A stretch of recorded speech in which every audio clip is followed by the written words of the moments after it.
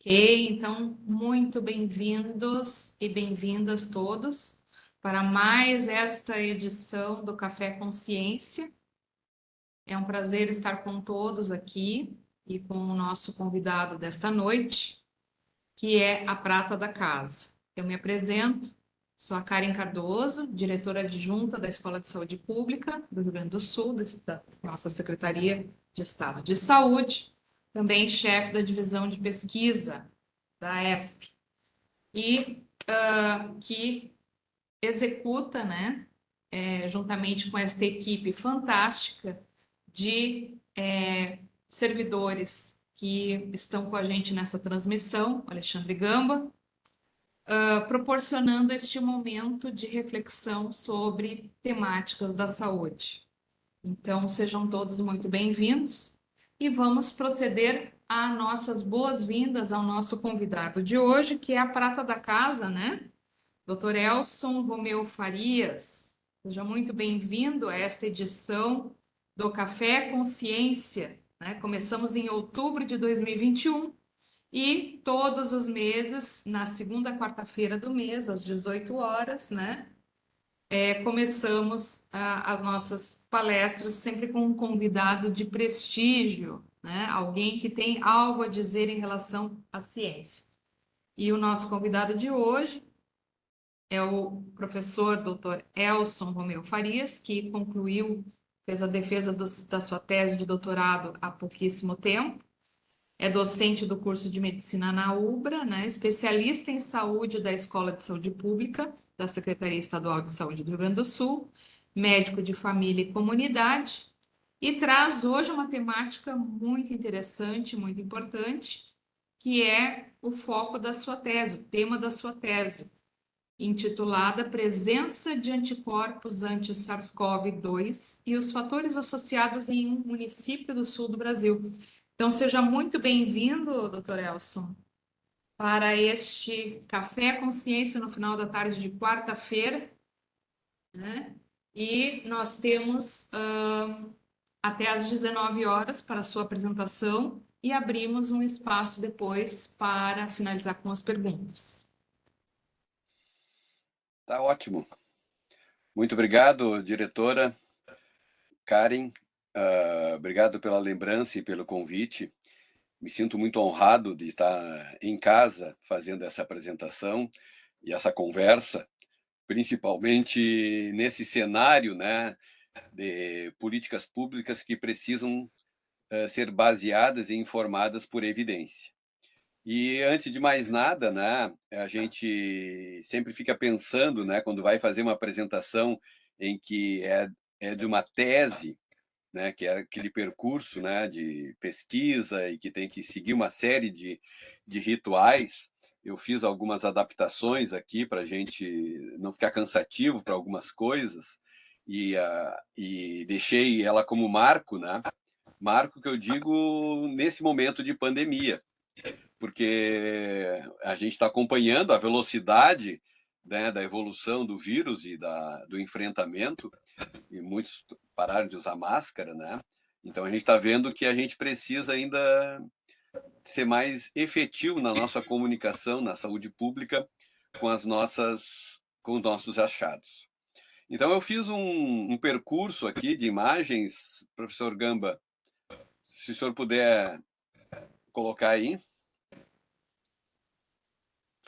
E já adianto que estão presentes aqui as duas pessoas que foram decisivas para esse projeto acontecer, que é a professora Nêmora Barcelos, também prata da casa, aposentada da Secretaria Estadual da Saúde, que foi a minha orientadora, e a nossa gloriosa, portentosa Letícia Iqueda, também nossa colega aqui, prata da casa da Secretaria Estadual da Saúde, na ativa no SUS em Viamão e ativa no SUS no nosso Sanatório Partenon.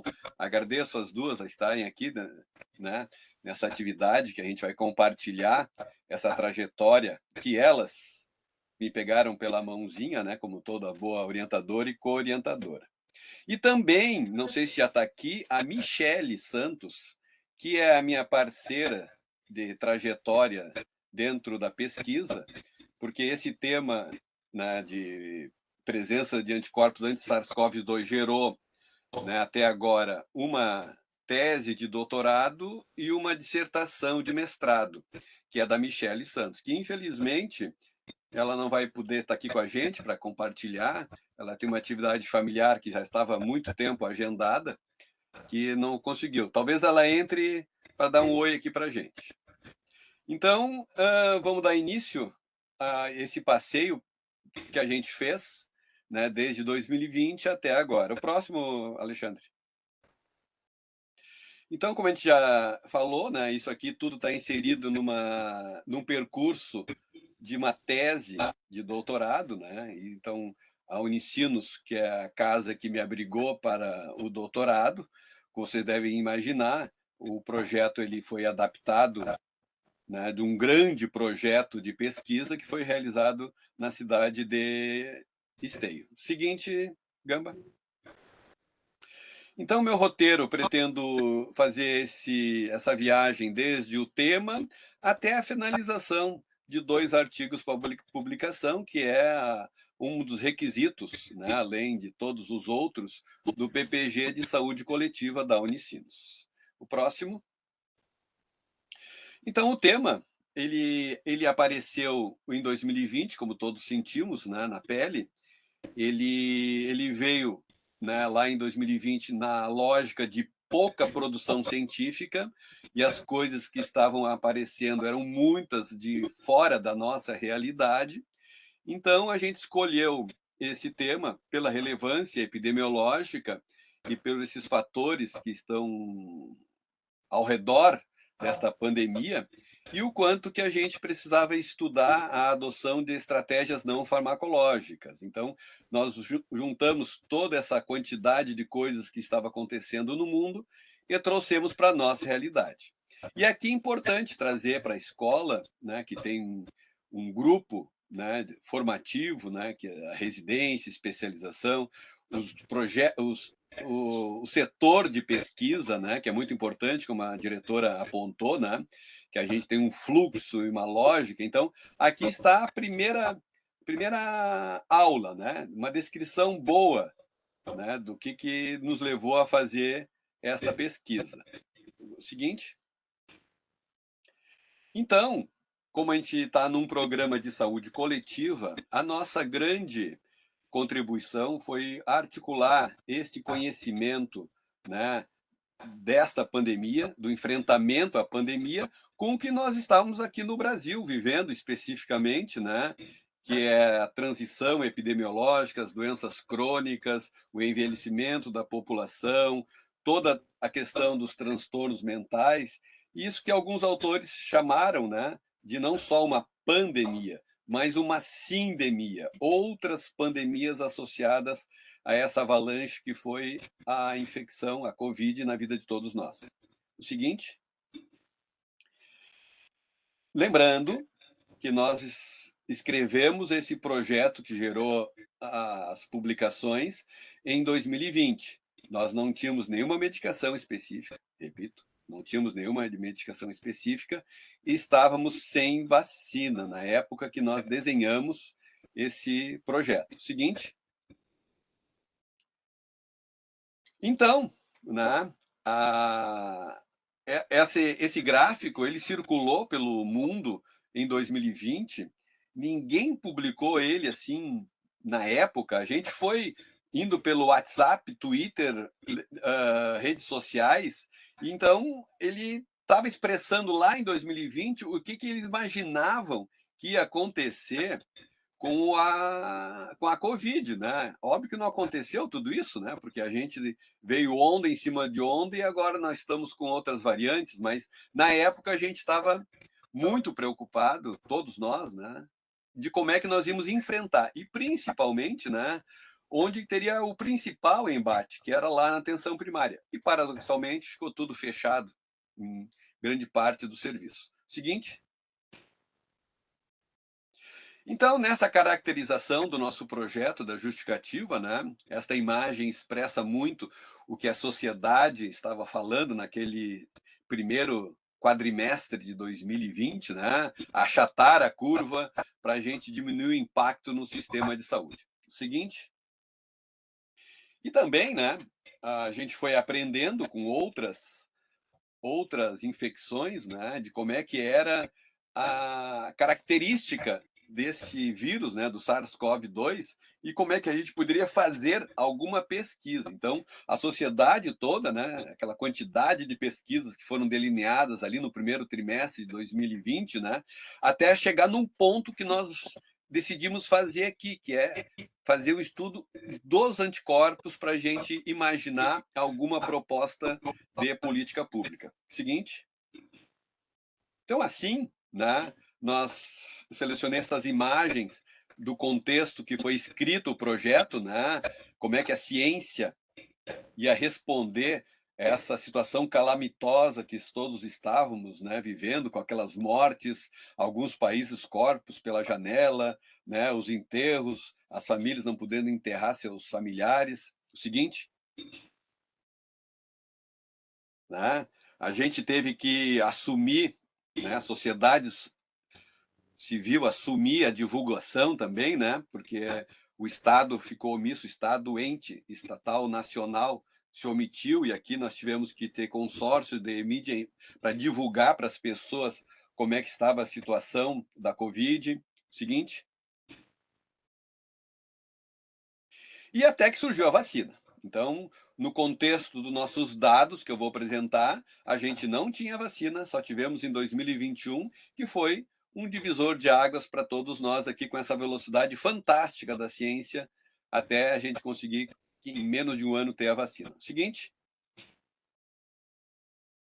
E o agradecimento, né, ao PPG, na figura dos professores, né, que fizeram uma força-tarefa para conseguir formar gente, adaptar os projetos de doutorado, dar velocidade e para a gente conseguir chegar nesse ponto que a gente está hoje aqui. Então, meu agradecimento à professora Nembra, à professora Letícia e todos os colegas aqui que estão nessa foto, que são os professores, os alunos e todos os colegas que ajudaram no desenvolvimento desta pesquisa. Seguinte.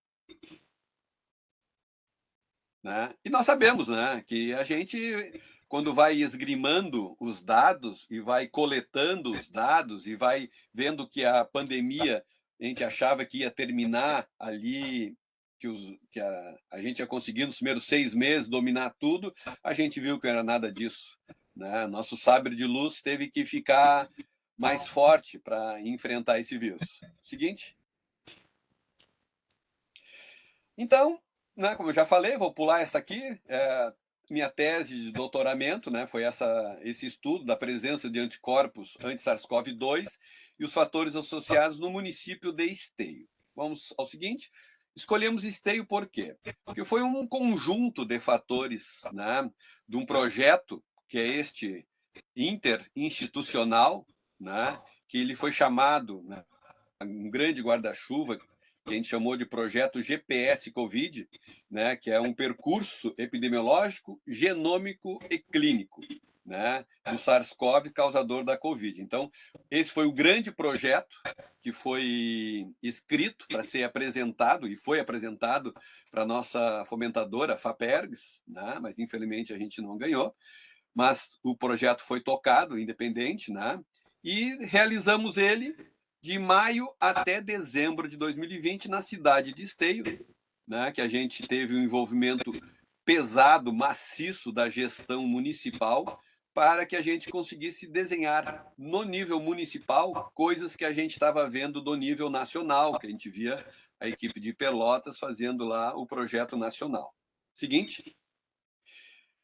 Então, né, nós tivemos, né, olha a pesquisa, né, interinstitucional, além da Unicinos, onde estava agregado o nosso programa, e o meu doutoramento e o mestrado da Michele, junto com a Universidade Federal do Rio Grande do Sul, a FEVALE, ali de Novo Hamburgo, e a nossa Universidade Federal de Ciências da Saúde aqui de Porto Alegre. Então, passamos nos comitês de ética de todas essas universidades, né, para a gente conseguir rapidamente, como o CONEP estava exigindo, né, devido à pandemia, para a gente conseguir tocar o nosso projeto. E qual é o nosso projeto? Toca aí, Gamba. Né? Fazer um estudo para acompanhar a evolução, né? E para ver a velocidade de transmissão, para a gente preparar o sistema de saúde para indicar algumas estratégias não farmacológicas de enfrentamento. Então, essa é a ideia que foi escrita lá no mês de março, abril de 2020. Seguinte. Então, o que nós fizemos aqui, que é importante esse roteiro? Então, o roteiro desse projeto grande, né, é um estudo epidemiológico, de base populacional, dentro da cidade de Esteio. Então, nós queríamos saber como é que estava o comportamento do vírus, a prevalência, foi a primeira coisa que foi se fazer. Então, teria que ter uma representatividade da população. Então, foi feito um desenho epidemiológico em termos de todos os bairros, todos os setores censitários, todos os domicílios, para todos terem a mesma chance de participar. Então, nós realizamos sorteio de todos os setores censitários, o sorteio de ordem das quadras dentro dos setores censitários e dos domicílios. Né? E aqui uma coisa muito importante, a gente, diferentemente de outras pesquisas, nós pesquisamos, né, todos os moradores. Foi ofertado, né, a aplicação de um questionário e de uma coleta, né, do teste de anticorpos para todos os moradores. Inicialmente, está ali, ó, 4 rodadas. E essa era a ideia, né? A fantasia nossa de todos, né? Que aquilo em 4, 5 meses, talvez a gente fosse fazer tudo isso. Mas a gente viu que a infecção foi tomando outras proporções e nós pedimos uma autorização e o projeto foi expandido de 4 meses, que terminaria maio, abril, maio, junho, julho e agosto. Conseguimos autorização para ir até o mês de dezembro, com a aplicação de todos esses testes e dos questionários. O seguinte. Então, isso é muito importante, porque a partir deste modelo de coleta de dados, todo o banco de dados foi produzido, né? E depois levado para um planilha Excel e de lá migrado para o SPSS para a gente fazer todas as nossas análises. O seguinte. Então, qual é a cidade? Esteio, né? Com esse desenho, né, de oferta, né? Então, se aplicou, além do teste, um questionário, né, que tinha características sociodemográficas, as clínicas e as comportamentais, que eu já vou explicar. Seguinte, cidade Esteio, 83 mil habitantes, aqui na região metropolitana, né? Então, muito importante a gente passar por essa etapa, né, do plano amostral, que foi muito bem conduzido por uma equipe, né, para ver que era sempre a mesma metodologia em todas as ondas.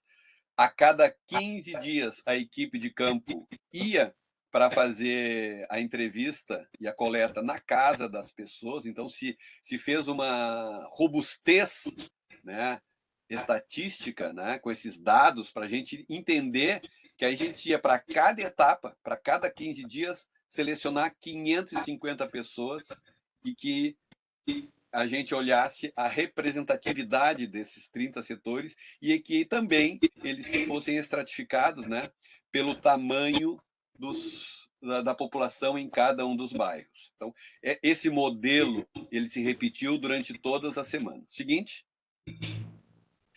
Então, muito importante isso aqui, nessa parte inicial de pesquisa, né, de ciência, né, quando a gente estipula um programa e estabelece esse roteiro o tempo inteiro, com esse desenho na cidade, a cada 15 dias, uma equipe de campo, né? Não sei se tem aqui, eu convidei, né, o Fernando, que é um dos colegas, né, que foi da equipe, né, estudante de medicina, junto com outros, né, que abraçou a ideia, foi a campo. Então a gente delimitou, né, as variáveis, né, como é que era a variável clínica, comportamental, os procedimentos, né, que a professora Letícia que capitaneou isso com muita competência e com muito treinamento para fazer os testes rápidos, né? A coleta do questionário foi feita através de um aplicativo que as pessoas já iam direto para o banco de dados e depois a nossa análise de dados, né, robusta, né, com muita técnica para a gente poder encontrar os nossos resultados para ver como é que estava essa pandemia numa cidade como Esteio de 80 mil habitantes. Seguinte. Então, aqui os 31 bairros, né, a cidade de Esteio, seguinte, 31 bairros, o próximo, né, aqui o tamanho, né, de cada um dos bairros, né, como que eram os domicílios, os setores, né, o número de pessoas, para a gente chegar nesse modelo. Seguinte, pode ir. Nesse modelo amostral, para a gente depois poder dizer que isso era representativo de toda a população de Esteio. Seguinte, vamos avançar mais rápido agora. Então, aqui é um modelo, né, que a gente fez, né, de pegar o Google Maps, depois pegar o modelo do censo para identificar cada uma das quadras, o próximo. Depois a gente vê se tinha uma quadra, 2 quadras, 3 quadras, 4 quadras, sortear para onde começaria em esquina, qual era a casa de cada esquina, saltear casas. Então, essa robustez de desenho prévio foi muito importante. Próximo. Para a gente chegar para o trabalho de campo. Então, a equipe foi treinada, né, seguindo todos os passos ali na porta, a nossa querida apoiadora, na época, secretária municipal de saúde, Ana Bol, e sua equipe, e aqui a equipe que foi treinada para fazer o trabalho de campo. Próximo. E aqui as imagens, né, imagens públicas, né, que estão no Facebook da prefeitura. Isso foi uma coisa muito importante, né, o apoio integral, né, financiado pela prefeitura. Está aqui algumas imagens fantásticas da equipe. Próximo. Né? A equipe de treinamento, né, com as máscaras ali do projeto, ali à direita o Fernando, o Henrique, né, os colegas que se dedicaram bastante nos seus finais de semana. Próximo. Né? A gente tinha realmente que fazer esse controle de qualidade, né, para saber se realmente o trabalho estava ocorrendo dentro da casa das pessoas. Seguinte. Né? Aqui uma etapa da revisão, né, dos 8 mil e tantos 8 mil e tantas pessoas, né, que a equipe, Fernando e o Henrique, fazendo a revisão. Próximo. E aqui o agradecimento mais que especial, né? Como a gente não ganhou o edital, né? Aqui tem uma situação que a prefeitura, né, de Esteio ajudou em toda a parte técnica, né? E em relação aos kits, em relação aos profissionais para coleta, né? Ajudou nesse financiamento junto com a universidade executora, né? Que foi a Universidade Federal de Ciências da Saúde. Então aqui a figura do prefeito, nosso colega profissional de saúde, né? O Leonardo Pascoal, que deu o apoio integral para a gente conseguir essas 16 semanas. Seguinte. Então, uma coisa muito importante aqui, né? A gente está falando de tradução do conhecimento hoje em dia, né? Mas a gente tem que dizer que nós temos que nos comunicar. Então, para a gente evitar, né, que só se fizesse o resultado depois que a pesquisa tivesse já pronta e as teses, como hoje aqui a gente apresentando, uma das questões importantes que o projeto de pesquisa previu era devolutiva, né? Quase que instantânea. Então, o prefeito fazia lives, né, no Facebook, estão lá no Facebook da prefeitura ainda, que eu fiz uns prints, porque a cada onda, a equipe, né, coordenadora, está aqui a professora Nêmora, está aqui a professora Cláudia da UXPA, a secretária de saúde Ana Bol e o prefeito, fazendo a devolutiva para a população dos principais resultados, né, daquilo que a população queria saber, como é que estava. Né? Então teve um apoio muito grande, não tivemos quase que problema algum da população aderir ao projeto. Então aqui tem, né, as imagens que estavam sendo divulgadas na semana seguinte às coletas. Próximo. E que contexto nós fizemos essa pesquisa, né? Então vamos resgatar aqui, né? Eu não fiz nenhuma adaptação, isso aqui é da época mesmo, né? A gente estava no Rio Grande do Sul com um sistema de bandeiras, como a gente lembra, né? Esteio estava na região aqui de Canoas, então a gente estava ali em maio, quando começou na bandeira laranja, fomos para a vermelha, depois baixou para a laranja de novo, e até que nós fechamos ali no mês de dezembro, que começou já aquela onda horrível, até chegar na bandeira preta no mês de janeiro e fevereiro. Então, a gente tem amarelo aí os dias de coleta, né? O seguinte, cotejando isso com as entrevistas. Então, qual foi o nosso achado, né, macro do projeto de pesquisa GPS Covid? Nós tivemos 120 setores censitários, tivemos 8.758 entrevistas e identificamos 281 testes positivos para SARS-CoV-2, com uma evolução, né, que a gente viu depois, né, que estava apenas no começo. Se a gente olhar com a positividade de agora, 2022, a gente diz, puxa vida, não tinha quase nada. E hoje a gente tem uma outra dimensão de cuidado, né? Nós tivemos uma taxa muito pequena de perdas, né? Que é importante dizer para uma pesquisa, né? Foram só 302, né? Que deu 3,4. Então, isso foi muito bom para dar a dimensão dos nossos resultados. Seguinte. Uma coisa importante, né? A posteriori, né?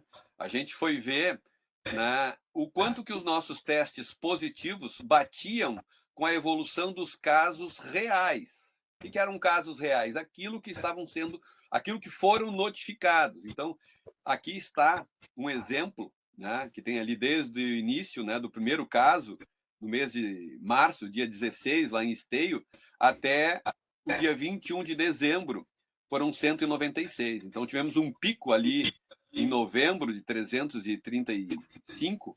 Mas o que eu quero mostrar aqui? Que a nossa pesquisa de base populacional dialogou com o que estava realmente acontecendo no mundo real das notificações. Então, a gente chegava, batia na porta e dizia: isso aqui é um domicílio que foi selecionado. E muitos casos, né, em muitos casos, a pessoa, né, grande maioria dos casos, a pessoa estava assintomática e oligossintomática. Então, juntando o oligossintomático, poucos sintomas, com nenhum sintoma, né, isso dominou a nossa amostra. Pessoas que estavam em casa, pessoas que não estavam indo para a rua porque estavam com febre ou porque teve contato com alguém com teste positivo, que era aquilo que a gente fazia antes, né? Fique em casa e depois as pessoas começaram a sair. Então, essa evolução dos nossos testes positivos dialogou com os testes positivos notificados. E o exemplo está aqui, na rodada 9, né? Olhando e aplicando os intervalos de confiança, né? A gente tinha uma estimativa de 2.312 casos. Desculpa, 2.307 casos a 5.191. Então, a estimativa era ter, em média, 3.473. Mas olha o que aconteceu. A gente olhando para o dado da notificação, foram notificados 2.312. Vejam bem, exatamente entre o intervalo de confiança. A gente estava estimando, pelos nossos dados, 3.400, mas no mundo real, 2.312. Tem uma explicação.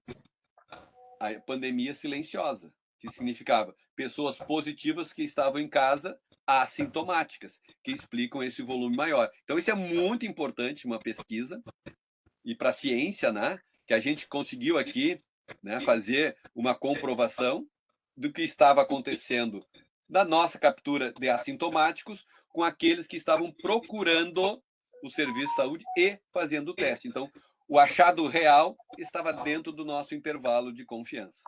Dados da semana 9 ali mostrando exatamente essa coerência. O próximo. Então, para a minha tese, nós escolhemos, né, um formato, né, para a gente fazer um estudo. A Michele, eu vou mostrar daqui a pouco um resultado dela, ela estudou a prevalência. Né? Então, ela estudou os 8.758 e fez uma análise do artigo dela e da pesquisa dela, que eu vou mostrar um pedacinho aqui. Mas o meu trabalho próximo foi o primeiro deles. Daqui, o primeiro da Michelle. Né? Então, o da Michelle está aqui, ó. Então, a Michelle foi fazer a prevalência para ver como é que estava essa distribuição em relação às características sociodemográficas. E olha a diferença aqui. Depois vai aparecer na outra pesquisa. A prevalência feminina, né? O maior número de mulheres. Está ali, ó, com P significativo. E na análise bivariada, próximo, achado da Michelle, está ali, ó. As mulheres, na análise bivariada, 27% mais do que os homens. Então, com toda a análise que a gente fez aqui, e para a gente depois poder conversar um pouquinho mais, né, sobre pesquisas intersetoriais e ver a intersectorialidade especificamente das mulheres, o que aconteceu naquele ano de 2020, né, que a gente estava com mais mulheres positivas. Bom, esse é o trabalho da Michelle. Vamos para o meu. Voltando aqui. Vai lá, Gamba. Então, o artigo 1, né, para a tese, né, foi testar o seguinte. Pegamos os 281 que eu falei antes, positivos, e fizemos um grupo de controle. Né? Qual o grupo de controle que a gente optou? 2-1. Pegamos na mesma rodada com as mesmas características, eu vou explicar daqui a pouquinho. 2 pessoas para cada um caso negativo dentro da nossa pesquisa. Tá bem? O artigo 2, pode passar o próximo, foi estudar os 8.456 participantes. Vamos agora explicar. Vamos lá. O que nós queríamos? Né? Analisar em amostra domiciliar, né, a presença de anticorpos e os fatores associados. Esse era o objetivo geral. O específico, vamos lá, Gamba? Né? 1.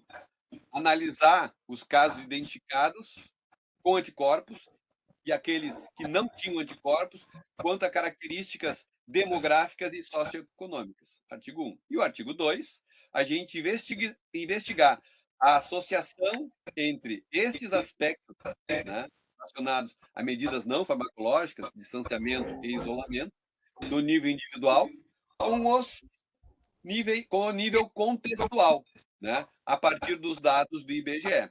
Então, 2 artigos. Um é para ver as características, comparando o positivo com os negativos, e outros fatores contextuais. Vamos seguir?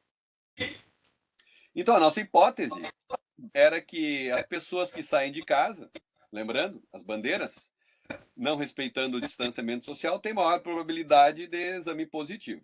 Então, a gente sabe, né, hoje, como é que é a situação, mas na época a gente estava ainda com muitas dúvidas, né, sobre como é que nós avaliaríamos o distanciamento social e a interação interpessoal. Vamos lá? A fundamentação teórica. Na época que a gente fez a primeira rodada, né, a gente tinha 5.000 artigos. E isso foi crescendo, né? Quando a gente olhava lá para o PubMed, eu vou pular rapidamente isso aqui, eu não atualizei para ficar como memória de uma época, né? Porque hoje a gente tem mais de 300.000 artigos só na base PubMed. Então a gente fez uma avaliação, uma fundamentação teórica para basear as nossas análises. Então, selecionamos na época 1.275 artigos, vamos lá, só para mostrar o quanto que a gente queimou a pestana aqui. Próximo.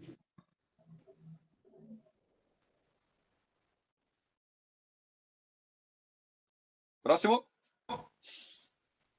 Né? Os descritores tradicionais que a gente usa na base, né? Nós não fizemos restrição de idioma no início, né? Próximo. E chegamos nesse modelo de revisão que é importante nessa etapa, né, pessoal, que é a gente poder entender, né, o que aconteceu naquele ano de 2020, né? E alguns ainda estão em dúvida, né, se foi um vírus que saltou do laboratório e veio para a rua, foi um vírus de laboratório que alguém produziu intencionalmente para acabar com a raça humana, as teorias conspiratórias. Mas hoje a gente sabe, né? Agora, 2022, já tem pesquisas de gente muito séria dizendo a robustez que é a hipótese de que realmente começou lá naquele mercado em Wuhan, naqueles primeiros casos em dezembro de 2019, até a gente estar agora nessa situação. Próximo. Então, a gente teve a sociedade toda procurando, né? Então, aqui tem na época, né, eu fiz essa análise lá do Google Trends para saber o quanto que a gente estava pesquisando sobre isso, né? E na época a gente olhava para a Itália, vendo aquelas coisas, realmente era o lugar que estava mais pesquisando no Google sobre isso. Próximo.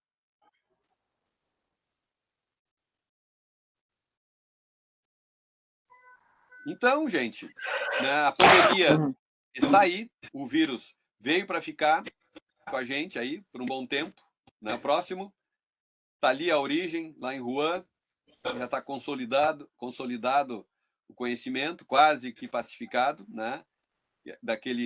Daquela pessoa que teve seu primeiro caso confirmado lá em dezembro de 2019, depois explodiu pelo Brasil com outros que foram encontrando na vigilância ambiental, água residual. Tem gente que acha que já tinha doador de sangue lá em maio.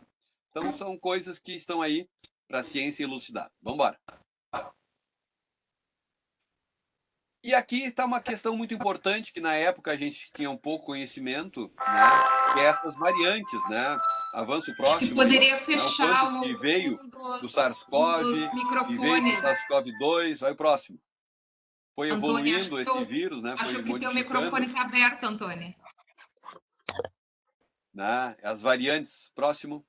As variantes foram aparecendo, né? A gente foi lá para a variante próximo.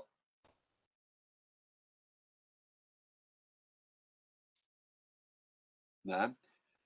Foi próximo, né? A gente foi vendo as variantes de interesse, né? Depois ali a gama próximo, que foi explodindo, né? E agora, no ano passado, a BA1 e BA2 próximo. Então, só para a gente deixar aqui na memória, próximo, o quanto que esse vírus vai se adaptando e agora em alguns países explodiu, como o Japão, né? Na Austrália. Então, essa mudança de perfil do próprio vírus, né, que vai mudando as nossas estratégias, né, de saúde pública e de própria vigilância. O próximo, vamos passar rápido, passo o próximo. Essa é a dominação, né? E aqui vem uma questão muito importante das velocidades, né? Lá atrás a gente dobrava, né, o número de casos 2 semanas, a Omicron veio, dobrou a cada 3 dias a sua dominação, e aqui tem uma questão muito importante, né? Que é a taxa de replicação. Então, hoje em dia temos esses aplicativos que nos mostram aqui o quanto que a gente pode acompanhar em tempo real essas notificações e principalmente a taxa de reprodução. Próximo. Próximo. Então, uma coisa importante, né? A gente gastou tubos de álcool para passar nas compras de supermercado, né? E hoje está consolidado que é aerosol. E aqui vem uma questão importante da nossa pesquisa, né?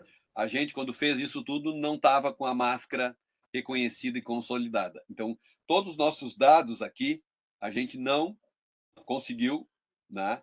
Lá atrás, colocar máscara como fator, e dali para frente a gente já estava usando máscara, a gente não mudou o questionário. Então, o nosso questionário todo ficou sem perguntas de máscara para a gente ter a coerência interna do primeiro questionário até o 16º. Então, o vírus tem transmissão de aerosol. Então, hoje a gente já sabe, né, as complicações, né, desse vírus dentro do corpo humano, né, o quanto que ele afeta sistemicamente. Próximo, vamos avançando, né? O quanto que hoje a gente tem mais clareza, né, e facilidade de acesso aos exames, mas na época não tinha tanto, então a nossa pesquisa foi para a gente fazer a testagem dos anticorpos. Vamos lá. E, obviamente, a gente fez essa testagem no domicílio, né?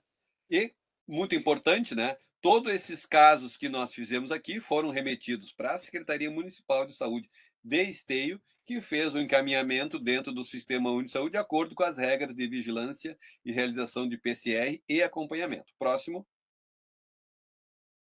Então, a magnitude, né? Já sabemos bastante que afetou a vida de todos nós, é importante no projeto de pesquisa, essa parte, né, da magnitude. Próximo, né, o impacto, né, na vida de todos nós, né, o quanto que esse fenômeno complexo, né, que mudou vários aspectos da nossa vida, além das condições sociosanitárias, questão do atendimento na saúde, como o teleatendimento.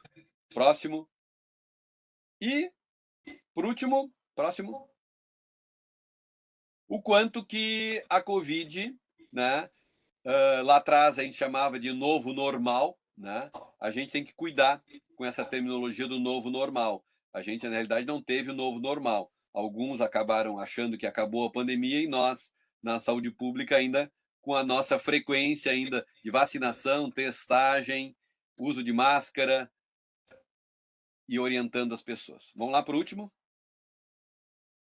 Então, nós sabemos, né, que o distanciamento social lá atrás foi importante para achatar a curva.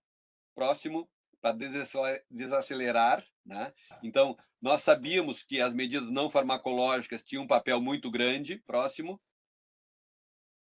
para a gente conseguir compreender, né, o quanto que essas medidas de distanciamento social e de cumprimento delas afetavam e afetariam a vida de todos nós. O próximo. Então, a nossa questão muito importante aqui é que essa foi uma pesquisa séria, uma pesquisa que envolveu universidade, que não foi ninguém que saiu lá louca para testar na casa das pessoas, foi com muito método, né? A gente achou, né, dados relevantes para a gente consubstanciar políticas no município, né? A gente tinha pouca informação. Próximo. E, obviamente, né, a gente sabe que a sociedade é desigual. Então, a base da desigualdade foi apresentada na pesquisa, porque nós fomos em todos os bairros, dos ricos aos pobres, não concentramos só no centro. O próximo. Então, a nossa base de classe social, né, foi a base do censo de 2010. Tem uma crítica e um viés, né? Puxa vida, o censo de 2000, assim, era o censo disponível que a gente tinha, né? E aí a gente vai poder fazer novas pesquisas a partir desse ano, mas era o que a gente tinha em relação à renda, em relação à moradia, em relação ao número de pessoas e em relação a tudo que estava envolvendo os aspectos sociodemográficos. E por último, né? A gente não tinha vacina na época e hoje a gente já tem, inclusive, algumas medicações que estão aprovadas. Na época a gente não tinha. Próximo. Próximo. Eu já falei aqui do nosso método de esteio, né? Coletar. Vamos pular, vamos direto, vamos tentar achar aqui a base do plano amostral, importante. E aqui vem as variáveis que nós identificamos, autorreferidas, muito importante, né? As pessoas relataram para os nossos profissionais que estavam habituados, recrutados, que faziam as entrevistas, né? A gente tinha divulgação, apoio integral de toda a rede do serviço de saúde, equipe de segurança pública. Foi muito importante a gente ter todas essas medidas para a gente ter uma boa amostragem. Próximo. Então, a gente registrou tudo isso no software específico, depois analisamos no SPSS e a gente compôs o seguinte resultado, né? Analisar os casos positivos e depois os fatores contextuais, que o desfecho para um era o resultado do teste e o desfecho para o 2 era o distanciamento e o isolamento social. Próximo. Então, aqui repetindo, né? 8.456 pessoas, 281 positivos. O próximo. O próximo. Próximo. Aí. Então, o que nós achamos, né? Quando a gente consolidou todos os dados, né? E separamos, né? Dos 8.000 e tantos casos, separamos os 843, né? Que geraram esses 281 positivos e os 562 negativos. Vejam bem, na mesma semana, na mesma rodada, a gente caracterizou tudo isso, né? E no mesmo setor censitário, no mesmo bairro. Então a gente comparou positivo com positivo na semana, no mesmo bairro. a gente não comparou com bairros diversos, com a mesma caracterização geográfica. Então, o que nós encontramos ali? Como nós tínhamos visto no estudo de prevalência dos 8.000 e tantos, este aqui também seguiu esse predomínio feminino. E mais ainda, muito mais mulheres positivas, que também deu uma diferença estatisticamente significativa ali, ó, amarelinho P, menor do que 0,01, menor que 0,05. E também, olhem ali, a caracterização do número de pessoas por domicílio. Aqui vale ressaltar uma descrição importante que eu não fiz antes. Esteio é a cidade com maior densidade demográfica do Rio Grande do Sul. Vocês viram aquele mapinha de Esteio espremido ali entre Sapucaia e Canoas, Nova Santa Rita, em São Leopoldo? Aquele conjunto, né, geográfico ali tem mais de 3.000 habitantes por quilômetro quadrado. Então, explica um pouquinho essa parte de número de pessoas por domicílio, que tivemos um achado muito interessante, né, de mais pessoas morando junto, que parecia óbvio, mas está constatado, né? Mais pessoas morando junto, mais testes positivos. Próximo. Como a gente fez análise multivariada, tá ali, né? Fomos olhando, né, as características disso tudo, deu, né? Muito. Aqui não. Voltei. Só um pouquinho. Isso só um pouquinho, falei errado. Então, esse aqui ainda é da análise dos fatores sociodemográficos, né? Das pessoas que estavam procurando serviço de saúde. Aquelas que procuravam serviço de saúde tinham mais teste positivo, né? E uma questão muito importante, né? Aquilo das bandeiras, lembra que eu falei? As pessoas que estavam com rotina de ficar sempre em casa versus as pessoas que saíam todos os dias de casa, né? E olhem ali, interessante, sobre distanciamento social. Deu border, né? Deu uma tendência, muito importante isso na estatística, deu uma tendência ali, ó, 0,05, deu bem no limítrofe as pessoas que estavam saindo bastante ou pouco, muito pouco. Próximo, para a gente fazer a amostragem aqui.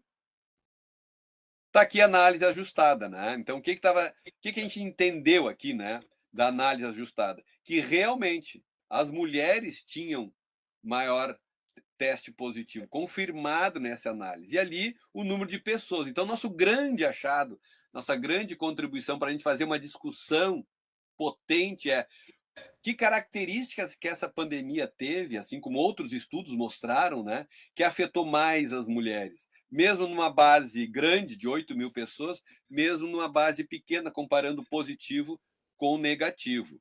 Próximo. Né? E aqui vem uma questão muito importante, né? Que é as pessoas que saíam todos os dias, né? A gente tinha lá atrás as bandeiras, fique em casa, saia somente quando necessário, e a gente viu, né, a testagem positiva para quem estava saindo mais. Próximo. O que aconteceu? Então, o nosso perfil aqui do que aconteceu nessas análises das mulheres brancas de 30 a 49 anos, ensino fundamental sem plano de saúde. Então, esta abordagem, né, para a política pública é muito importante. Como é que vai ser a nossa comunicação? Como é que os estudos de interseccionalidade vão olhar essas mulheres que são conjunto heterogêneo, né, em que pese serem maioria brancas, temos um conjunto de mulheres pretas e pardas, né? Como é que nós vamos nos comunicar com essas pessoas? Próximo. E aqui um achado muito importante, né? Que é o risco, né, de pessoas morando nessas condições que a gente falou de esteio, com um grande número de moradores, com o risco de 1,86 vezes maior quando tem até 4 moradores, que é um achado que a gente não imaginava, né? Então é muito importante, né, a gente fazer esse diálogo com a gestão de como é que isso ultrapassa a questão da Covid para outras doenças transmissíveis, né? De como é que a gente pode chegar na atenção primária e levar este conhecimento específico da cidade de Esteio, que pode ser extrapolado para outras populações, né, de doenças que são transmitidas pelo ar. Próximo. O que a gente dialogou com a literatura aqui para a gente ir para o final. O quanto que lá na época as pessoas não tinham suporte para compra, eram obrigadas a fazer tarefa externa, né? A pouca visitação. E aqui vem um achado que é importante a gente conversar, aquilo que eu mostrei lá antes, que era o distanciamento na análise bruta, né? Que depois desapareceu na análise. O quanto que a gente está no limite, mas a gente estava conversando pouco. O quanto que o distanciamento social, como linguagem de comunicação, pode ser melhorado para o aprendizado coletivo, da gente poder dizer o que é o distanciamento. Como exemplo, né, da tuberculose, nossa experiência anterior, né, a gente acabava atendendo as pessoas com tuberculose e falando naquela etapa até deixar de ser bacilífero de uma maneira que a gente hoje aprendeu que tem que ser muito mais intenso. Então, o distanciamento como análise, né, ela foi, não houve diferença, ficou naquele limite, mas que a gente aceita, do ponto de vista de saúde pública, como uma análise importante para as equipes de saúde, e principalmente para a comunicação em saúde. Próximo. O que aconteceu? Comparando com outros estudos, né, aquele que eu falei da EpiCovid, também foi semelhante naquelas 9 cidades que o estudo de Pelotas fez. Nosso 55 nas notificações, EpiCovid 54, mas alguns outros foram paradoxais. Outra cultura, lá nos Estados Unidos, Nova York, foi homens. Então a gente precisa de ver essa intersectorialidade, né? E, obviamente, para terminar, o Fique em Casa, que era o achate a curva para a gente melhorar o sistema de saúde, a gente tinha aquela polaridade, né?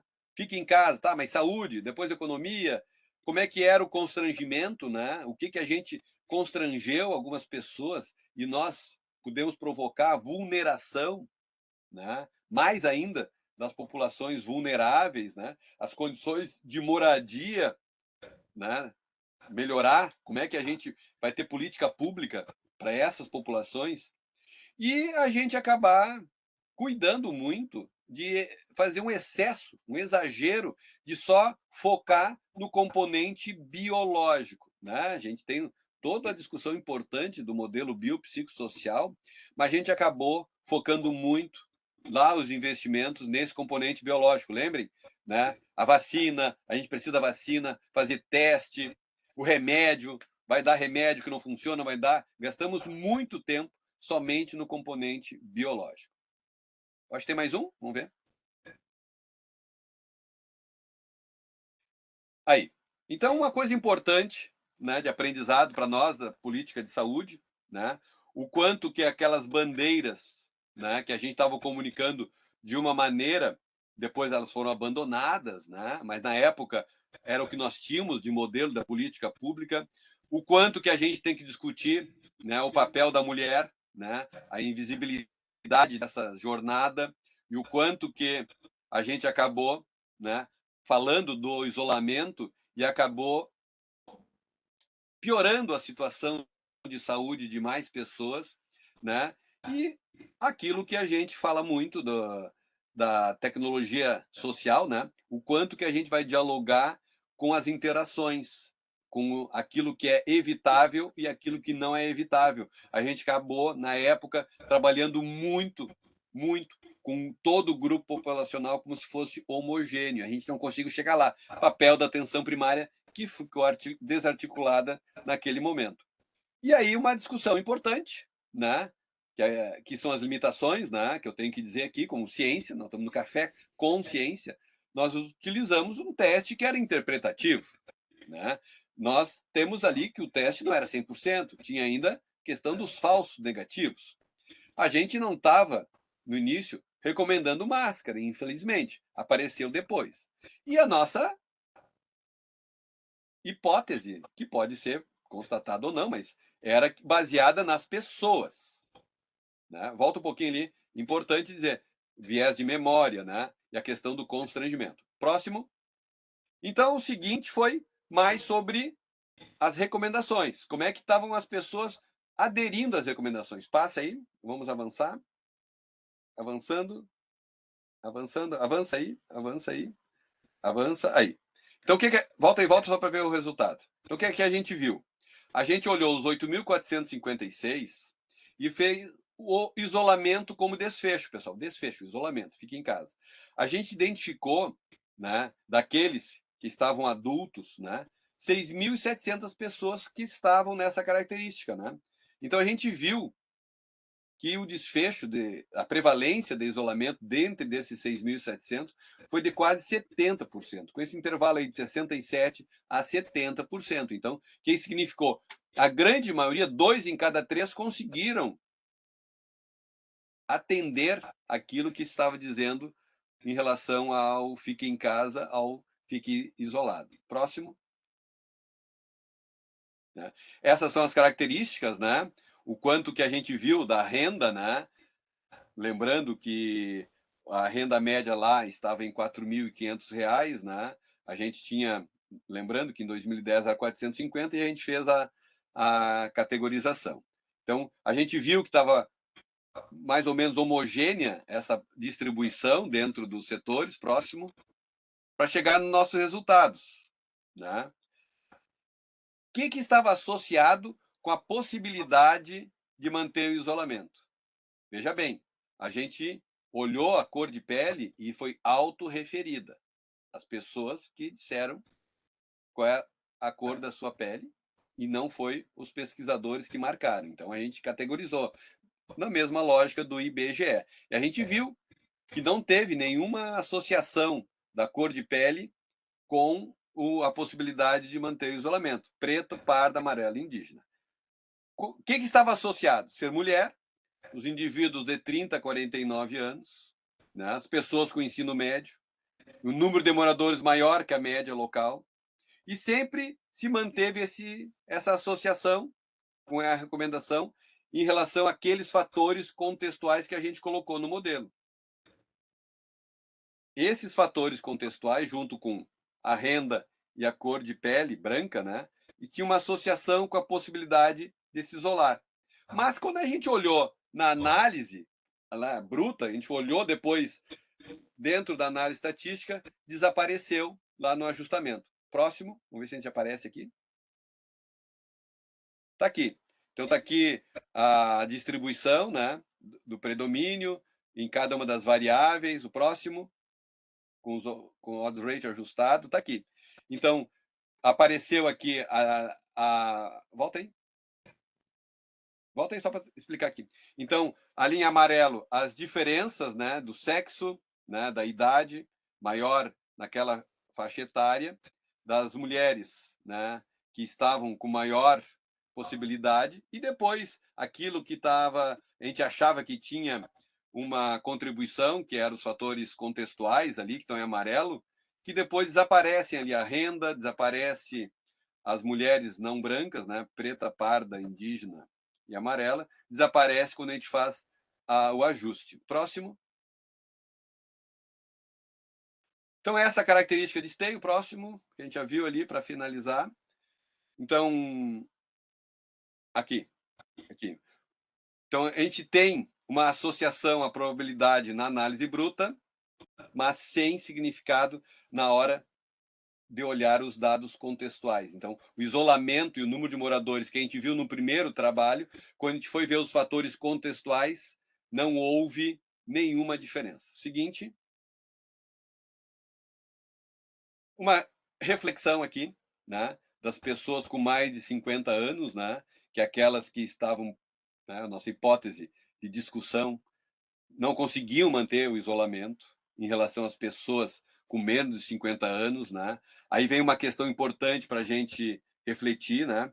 Na hora que a gente estava colocando como diretriz do governo de saúde pública dizer para as pessoas a característica de vulneração dessas pessoas, que podemos conversar aqui das reformas previdenciárias, pessoas que não têm emprego formal, pessoas que estão mais afastadas do mercado formal de trabalho, que tinham que sair para a rua, a mudança das leis de trabalho, a flexibilização, né? Tudo isso foi agregando discussão para a gente fazer aqui o quanto que a gente, numa pesquisa dessa, de base populacional, analisa depois com fatores contextuais. Por exemplo, a pesquisa de amostragem domiciliar, né, de afastado de trabalho, a gente viu que tinha muito mais mulheres afastadas ali do que homens, né? 5,2 para 2,5, só 8% das pessoas com mais de 60 anos. Então, isso foi agravando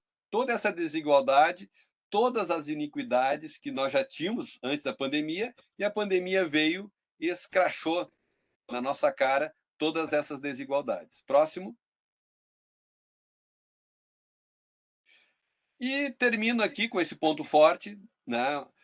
Nós vimos poucos estudos com essa potência de 16 rodadas consecutivas, né, na população, né?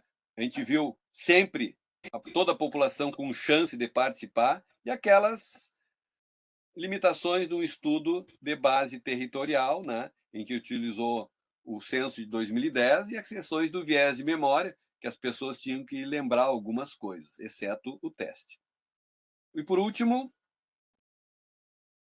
né, o quanto que nós, para os próximos eventos, né, as próximas situações, tomara que não, mas a atual da Covid, a gente tem que ter política pública focalizada, né, para esse momento que podemos dizer não piorar os vulneráveis e não sermos vulneradores, o quanto que a gente pode prejudicar as populações com algumas determinações.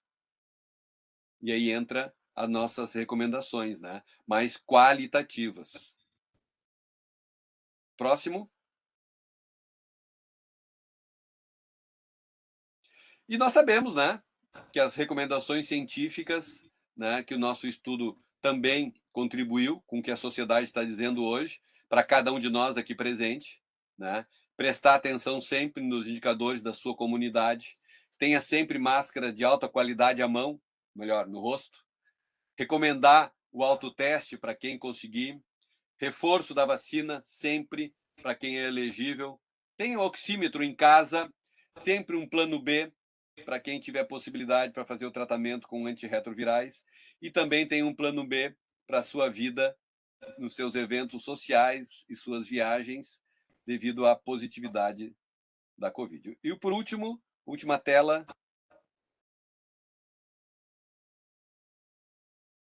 A gente tem uma sindemia, né, que está aí batendo pesado, e junto com isso a nossa crise global, o aquecimento global, todas as mudanças climáticas que vão recair ainda mais sobre os vulneráveis, esses que nós encontramos na nossa pesquisa, que estão aí no nosso cotidiano, que a gente consiga fazer políticas públicas e tradução desse conhecimento para a gente levar para as populações das nossas equipes de atenção primária e principalmente das nossas equipes de vigilância que estão lá olhando os nossos dados, pessoal.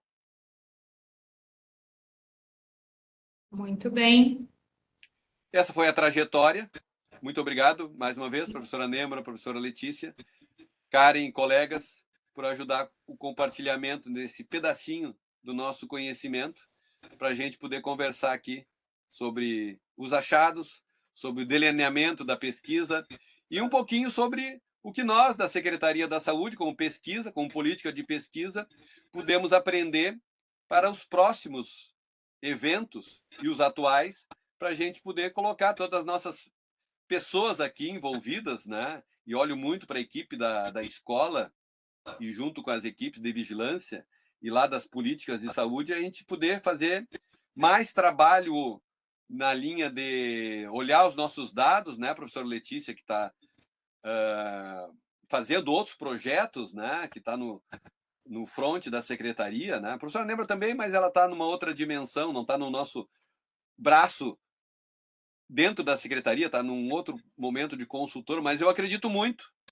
que a partir de pesquisas como essa, prezada Karen, a gente pode estabelecer dentro da secretaria parâmetros, né?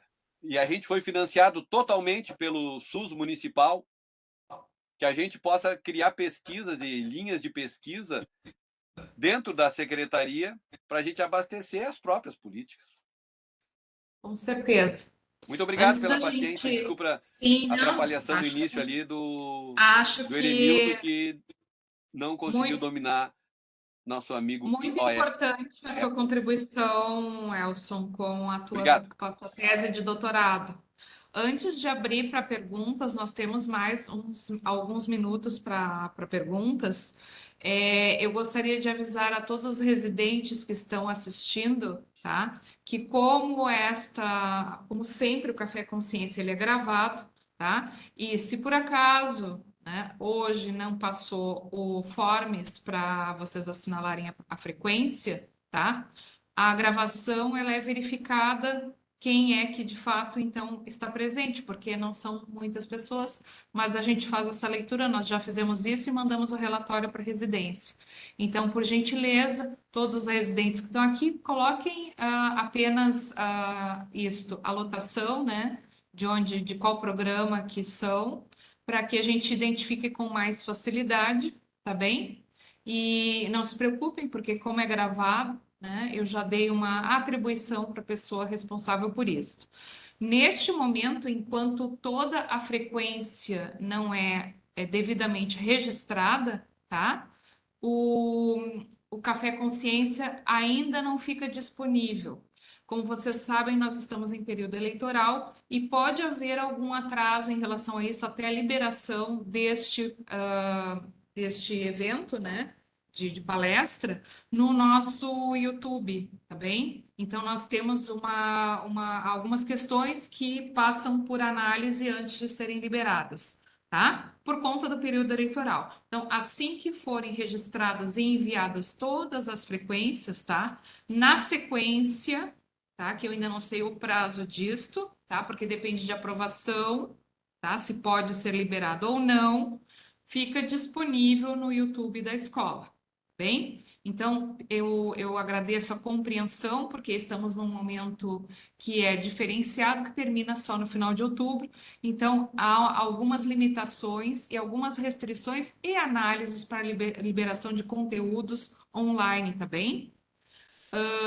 Antes da gente, então, qualquer dúvida, tá bem?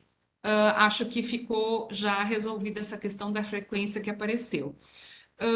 Eu gostaria de, antes de, se alguém tiver alguma questão com o professor que queira perguntar, a gente abre o microfone, mas antes, Elson, eu gostaria primeiro te agradecer por trazer esse estudo, a importância desse estudo e o quanto ele vem apoiar a questão das precauções universais, como uma grande aliada, é uma coisa batida, né? Uma coisa batida, é uma coisa que é como se fosse o feijão com arroz de todos os profissionais de saúde, mas as precauções universais, as precauções com gotículas, né? Elas são fundamentais como conhecimento. E o teu estudo veio provar que a máscara é uma ferramenta importante para que as pessoas se protejam.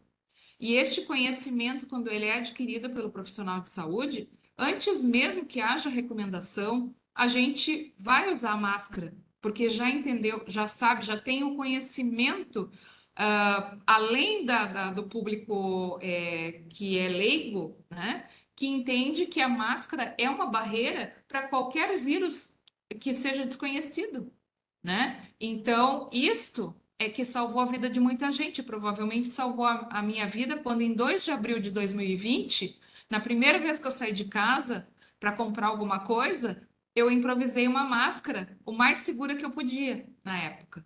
E a partir dali eu nunca mais, né, tive coragem de ir em algum local fechado, né, que eu não estivesse protegido. Então, este conhecimento de biossegurança, né, que é transversal a todos os conteúdos e ele é importantíssimo para todas as profissões na área de saúde, ele é fundamental para nos ajudar tanto no momento da Covid, como em outras situações que a antecederam e que vão vir ainda, que a gente não sabe ainda o que vem. Mas, na dúvida, este conhecimento das precauções, que é muito conhecido, é um conhecimento básico, e ele se mostrou extremamente útil, uso da máscara e higiene das mãos, uso da máscara e higiene das mãos. E, sempre que possível, né, não se aglomerar.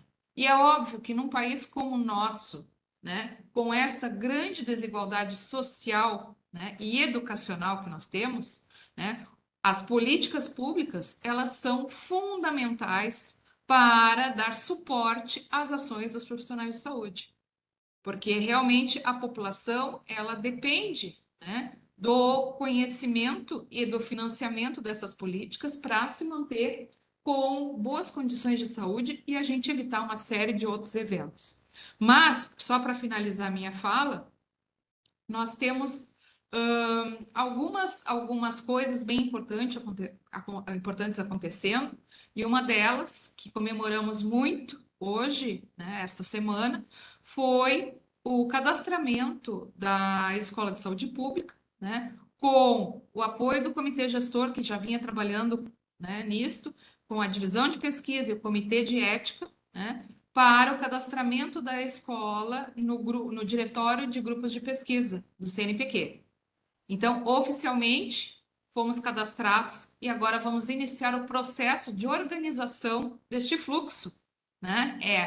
E quem está há mais tempo na secretaria e na escola sabe a importância deste passo, o reconhecimento da secretaria, né, de saúde, da escola, como instituição de inovação, pesquisa e tecnologia. Então, nós não somos universidade, mas nós temos que produzir ciência para o SUS. Então, isto envolve o reconhecimento de que existe ciência sendo produzida na secretaria, existe pesquisa sendo produzida na escola, né? E que isto tem que ter um outro olhar. E tem que ter um olhar de financiamento, doutor Elson, é claro. Mas são tijolinhos, né, que constrói este novo processo, né? Então, foi uma grande vitória, né, que foi obtida com esforço, porque não é fácil. O CNPq não está acostumado com instituições que não são universidades, né? Mas a gente tinha argumentos suficientes para que este cadastramento fosse exitoso. E foi, tivemos a notícia anteontem, e agora, daqui para frente, iniciamos o processo para cadastrar as linhas de pesquisa que já existem, né, para futuros grupos de pesquisa que existirão na Escola de Saúde Pública e na Secretaria Estadual de Saúde. Então, foi a notícia, eu diria que a notícia da pesquisa do ano, porque isto tem uma importância muito grande, este reconhecimento. Então, abrimos para perguntas, né? Quem tiver alguma questão direcionada ao Elson, né? Pode abrir o microfone, abrir a sua câmera e perguntar. Ou parabenizar também, né, Elson? Tem uma pergunta no chat ali. Alguém pergunta se quem fez o vírus fez a melhor vacina. A Quem pessoa, veio primeiro, o ovo ou a galinha, né? A gente não sabe. a pessoa já saiu, mas está É. ali a pergunta. Será que quem fez o vírus fez a melhor vacina? Elson, abre o microfone e fala agora. Agora eu também quero saber. Obi-Wan Kenobi. Ah, sim. Tem outro nome essa pessoa também, né? Essa pessoa que vive no Star Wars. É uma resposta que é uma pergunta que já tem resposta nele, né? É óbvio que Deus fez o vírus e o Deus fez a melhor vacina. O Deus está em todos nós. Foi Deus que nos criou a vacina, criou o vírus, eu, tu e eles, nós, vós, né? Obi-Wan Kenobi. Eu acredito muito que Deus criou todos nós. A minha fé é que Deus criou o vírus também. E nós estamos junto com ele. É o que eu consigo responder para o Obi-Wan Kenobi. Também. Porque, na realidade, falando sério, hoje, quem olha a SARS-CoV-2, Omicron, BA5, e olhar aquele vírus e ver aquele que saltou lá no mercado de Wuhan, até prova em contrário, foi lá que aconteceu o salto da primeira vez, né? A ciência a ciência diz muitas coisas para a gente, né? A gente testou, vocês lembram que tinha um painel em 2020 da quantidade de vacinas que estavam sendo produzidas? Tinha gente de tudo quanto é lugar do mundo tentando fazer vacina. E fase 1, fase 2, fase 3, e o funil foi acontecendo, né, pessoal? Então, o vírus daquela época, ele foi sendo testado para fazer vacina. O vírus foi modificando e a sociedade científica vai ter que adaptar a sua tecnologia, que a gente não sabe ainda qual que vai ficar dominante, né, do ponto de vista vacinal, né? A gente está agora na 4ª, eu tomei 4 doses da vacina e a gente não sabe ainda como é que vai ser, qual é o modelo de vacinação que a gente vai optar. Então, eu acredito muito que o vírus, pelo que eu li na revisão até semana passada, ainda não é, está indo para o consenso de salto, não foi produzido em laboratório, alguém intencional, talvez tenha que ter pesquisa para saber se esse salto foi acidente ou foi um salto que acontece na história, então tem muita gente que vai ter que pesquisar mais para dizer se é consenso científico. Por enquanto é entendimento científico, não é um consenso. Então a gente precisa, colegas, entender melhor o que aconteceu naquele final de 2019. E, obviamente, a vacina, como tecnologia nossa, de saúde pública, ela tem que responder a essa mudança das variantes. Né, professor Letícia? Não, eu só acho que é importante destacar aqui, porque nós estamos provavelmente diante de muitos jovens residentes, que serão os operadores da saúde pública a partir de agora, que é inegável o impacto da vacinação no pior desfecho em saúde que existe, que é a mortalidade, entende? Então, isso é uma coisa que a gente, não importa a discussão de se quem fez isso ou fez aquilo, ela é uma estratégia que está se demonstrando, do ponto de vista de saúde pública, absolutamente importante, necessária, eficaz e eficiente. E teve um impacto naquele desfecho que é o menos desejável, que é o desfecho mais duro, que é a mortalidade. Então, isso aí, e outra que nós viemos em ascensão de não novos vírus, mas de entrada de vírus até já existentes em outros locais para nós, dentro dessa perspectiva de um mundo globalizado, com profundo desrespeito às questões ecológicas, né? Egoísta, que não tem controle sobre o clima, enfim, a gente discute isso em saúde global, e que nós temos é que estar, assim, dessa maneira, aprendendo, os alunos particularmente, aprendendo e se envolvendo em estudos da magnitude desse, para que cada vez mais a gente possa fazer esses enfrentamentos.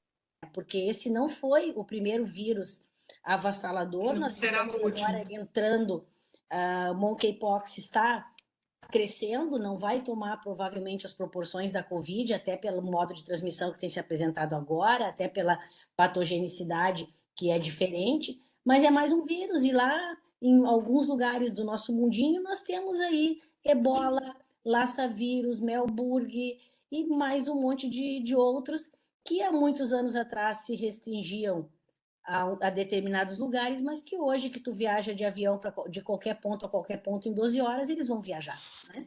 E quanto mais iniquidade a gente tiver em saúde e mais gente vivendo pior do que os outros, mais chance tem disso acontecer. E, infelizmente, a repercussão pior ser naquelas pessoas que já estão em piores condições, né? Mas essa questão de olhar para a vacina pensando quem chegou agora, ou antes ou depois, ela se torna mínima, né? Diante do impacto que teve em mortalidade. Haja vista a minha mãe, com 83 anos, que teve Covid há 3 semanas atrás, está ótima, lépido e fagueira em casa, com as suas 4 vacinas. Se fosse em 2020, provavelmente eu não estaria dizendo isso aqui agora, eu estaria falando da morte dela, né? Bem verdade. Eu também estou com a minha mãe de 88 anos, com Covid atualmente, e aparentemente bem com as suas 4 doses, né? É verdade. Tem uma outra pergunta sobre a perspectiva da pesquisa gaúcha, né, em relação ao cenário Covid, e também tem mais uma outra coisa ali. Eu não estou conseguindo enxergar tudo aqui, mas pode abrir o microfone, quem puder, para fazer essa perguntinha mais fácil. Eu vou ler. Pode ler, então. A Acho que Covid tem nos duas ajudou a perguntas preparar a importantes próxima aí. pandemia? Quais as perspectivas depois de todos esses dados e após 2 anos de pandemia? Eu vou fazer uma conexão com o que a Karen disse agora, de pesquisa e de a gente na Secretaria da Saúde fazer protagonismo e liderança, né? Eu lembro lá atrás, a Letícia pode me ajudar aqui, teve uma época que a gente tinha que pedir ajuda para outras instituições porque a gente não tinha comitê de ética, né, Letícia? Lembra? A gente não tinha. A gente não tinha um ambiente de vigilância em saúde organizado. Então, olha só, eu estou vendo um recorte muito tempo, né, em que se organizou o SEVES, a escola se organizou do ponto de vista do comitê de ética, agora essas pesquisas. Então, eu estou imaginando essa perspectiva nossa, da Secretaria da Saúde, com muito mais fortalecimento, né, de enfrentamento e de aquilo que a gente viu na pandemia, né? Trabalhos intersetoriais, interinstitucionais, aquilo que a gente tinha lá atrás como network, rede, hoje é mais potente, né? E aqui eu quero olhar para a Letícia, né? E as coisas que a gente aprendeu com a AIDS, né, Letícia, lá atrás, quando o Estado, o ente, se afastou de tudo e a sociedade civil entrou. A pandemia parece que aconteceu o contrário, né? O Estado entrou com o seu trombolho e a sociedade civil ficou muito parada. Então a gente tem que achar um meio termo, né, de como que a gente, Ana Paula, vai aprender. Claro, se a gente perguntar para quem está pesquisando há muito tempo, os grupos de pesquisa tradicionais que faziam suas pesquisas eram da sua lógica. Só para a gente ver, né, a quantidade de equipes de pesquisa no Brasil e no Rio Grande do Sul que mudou a sua lógica. Eu vou dar um exemplo do professor César Vítora. O professor César Vítora, logo no início da pandemia, ele foi provocado por algumas pessoas indevidamente. E aí ele, na primeira entrevista que ele deu em Pelotas, está lá num site de Pelotas, ele disse assim: olha, não é a minha área doenças infecciosas, mas esse negócio está tomando uma proporção tamanha. Mas eu prefiro não falar agora. Pesquisador, né? Nosso Nobel. Passou algumas semanas, ele volta com a sua carga de equipe para fazer um grande projeto nacional que foi o EpiCovid, né, Letícia? Então, o César Vítora, com a sua equipe de Pelotas, fez uma transformação, Ana Paula. Então, essa talvez seja a grande questão. Quanto que nós vamos ter capacidade de, flexibilidade, e 2, aí entra o papel da Secretaria Estadual da Saúde, demandar ente de pesquisa para essas lacunas de conhecimento, doenças negligenciadas, talvez a gente produzir e alguma coisa que entra naquilo que a Karen falou de financiamento, que entra nessas perspectivas. Então, a gente tem um mega banco de dados, 8.000 e tantos, o nosso projeto.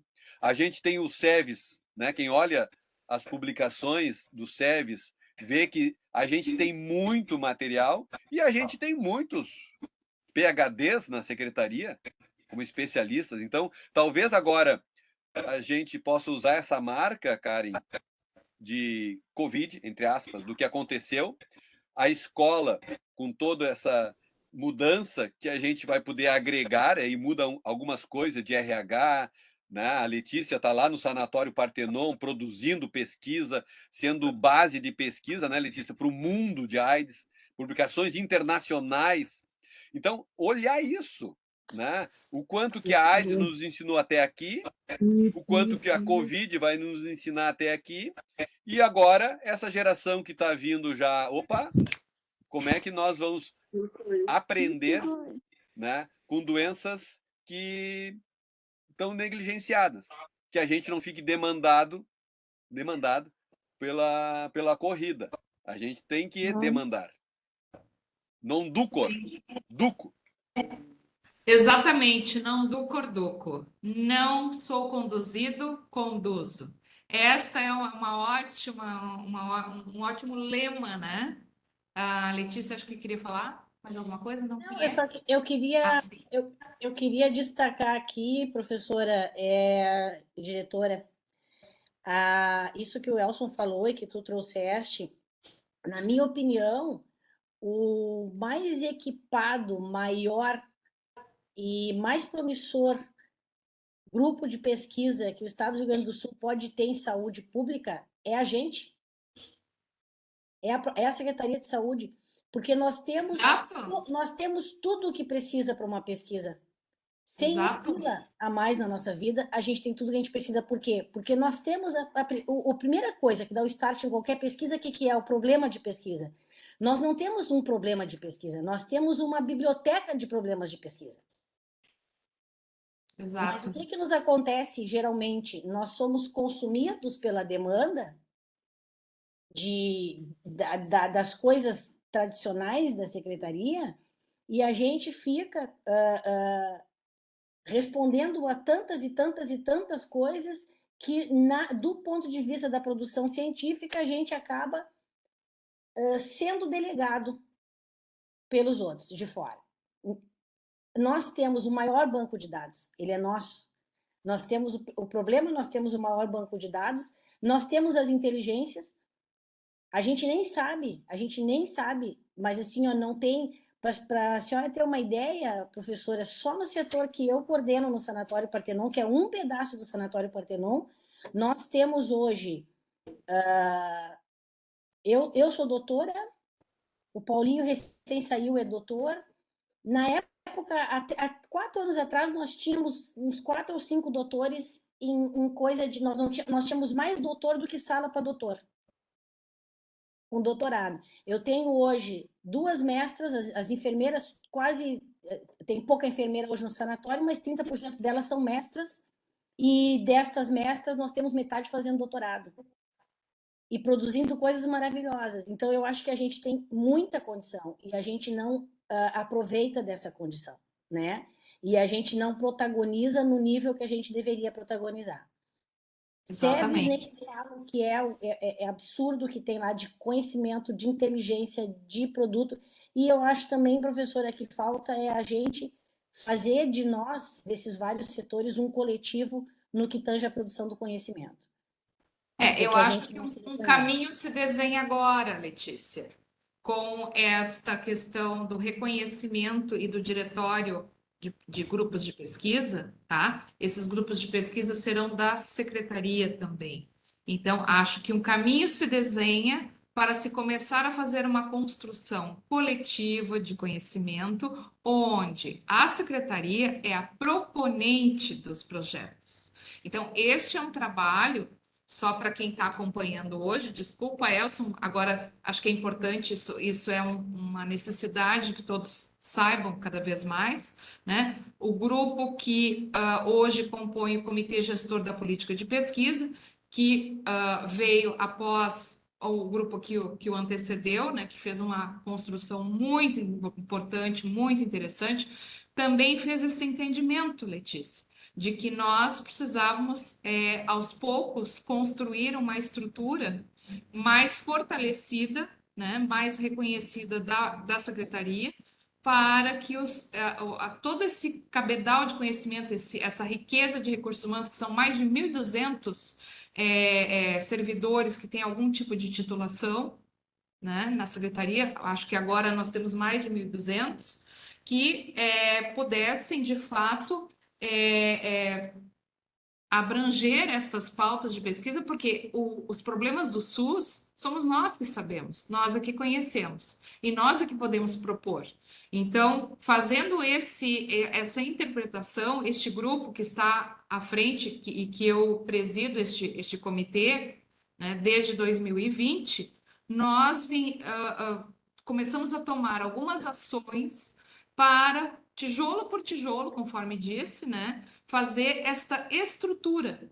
Então, são várias pequenas ações que, na sua somatória, começaram a fortalecer, né, a secretaria, né, junto com outros atores, como o Comitê de Ética, como uma divisão de pesquisa em saúde também instituída. Então, esta triangulação, junto com os outros departamentos que também compõem o comitê gestor, veio a fortalecer esta visão da importância da secretaria não ser uma coparticipante ou participante, mas proponente, produzir, né? E hoje nós temos isto já monitorado, né? Onde no sistema de fluxo de emissão do termo de anuência institucional, nós temos mais de 100 projetos desde 2020 tramitando na secretaria. É claro, projetos de doutorado, mestrado, especialização, lato sensu, mas também começamos a ter os projetos que a gente chama de institucionais, que são os projetos onde a secretaria é proponente. Então, este é um trabalho que foi feito por este colegiado, né, com muito esforço, com muita dedicação, para fazer essa construção, que é uma construção de base muito importante. Então, a gente espera, né, no final do ano, encerramos a nossa gestão, né, esperamos deixar esta construção mais sólida, né? Nós recebemos uma construção do outro grupo, seguimos em frente e vamos deixar uma outra construção que consolide, né, a ESP e a Secretaria de Saúde como uma instituição que sim tem pesquisa, tem pesquisadores e pode sim contribuir para qualificar cada vez mais o SUS. Então, essa foi uma semana de muita alegria, porque isto era mais um tijolinho que faltava. Então, é isso, pessoal. Não sei se mais alguém tem alguma pergunta, mas são 7:50, né? Acho que poderíamos deixar o Elson dar as suas considerações finais para a gente se despedir. Eu me senti um privilegiado por estar aqui, por compartilhar com a Letícia, professora Letícia, colega, com a professora Nêmora, colega, essa trajetória, essa construção desse mega banco de dados que vai gerar muita produção científica e de compartilhar com os colegas da ESP, cada um de vocês da Escola de Saúde Pública estão lá nos agradecimentos da tese, cada um, botei o nome de todos, a Letícia me reclamou que eu tinha 3 ou 4 páginas de agradecimento para a tese, e a gente vai se fazendo, um fazendo o outro, né? Nesses 25 anos que eu estou comemorando agora, Letícia, que eu te conheço, quero fazer esse agradecimento público. E que a gente faz isso. Um vai ajudando o outro, um vai construindo, e a política pública é feita assim. E deixo a última frase, né, que também é uma frase muito bonita, que é o que talvez, a partir dessa notícia, Karen, a gente possa ilustrar. Ad astra et ultra, para os astros e além. A Letícia já está lá, nos astros, que é minha ídola, né? E eu acho que a gente vai fazendo isso. Muito obrigado a todos, uma boa noite e até o próximo café. Próximo café. Muito obrigada a todos. Tá? Não se preocupem que as presenças vão ser computadas e muito obrigada, Elson, né? E uma alegria a gente prestigiar a prata da casa, tá bem? Então, uma boa noite a todos. Parabéns pela iniciativa, professora, e sucesso. Parabéns pela aquisição da semana. Elson, estava ótimo. Beijo para vocês. Até mais. Educação, no posto da pessoa de arte e educação, quando a pessoa não tem disciplina e alimentação. Nada pode anteceder a fome. Acho que podemos encerrar a gravação. Minha família, de ter direito ao básico.